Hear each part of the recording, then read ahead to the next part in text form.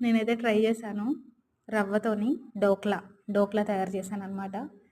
పర్లేదు కొంచెం అటు ఇటుగా ఉన్నా పర్లేదు. ఒకసారి ఫస్ట్ టైమ్ కాబట్టి ఇలా వచ్చింది. ఇంకా సెకండ్ టైమ్, థర్డ్ టైమ్ అయితే ఇంకా బాగా ఫ్లఫీగా కేక్ టైపు వస్తదనమాట.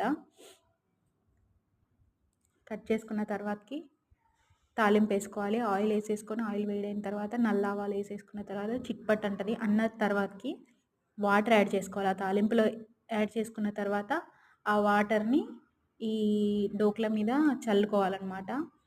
అబ్జర్వ్ చేసుకుంటది అది మంచిగా. పర్లేదు బానే ఉంది. మీరు తింటారో తినరో నేనైతే తిన్నా. అలా ఏం కాదు. బానే వచ్చింది టేస్ట్ అయితే. నెక్స్ట్ టైమ్ ట్రై చేయండి మీరు గూడా. శనగపిండితో ట్రై చేయండి. నేను రవ్వతో ట్రై చేశాను గానీ శనగపిండితో చాలా బావుంటది. ఇక గుజరాతీలో ఫేమస్ ఇదైతే. ప్రతి ఒక్క సెంటర్‌లో ఉంటది డోక్లా.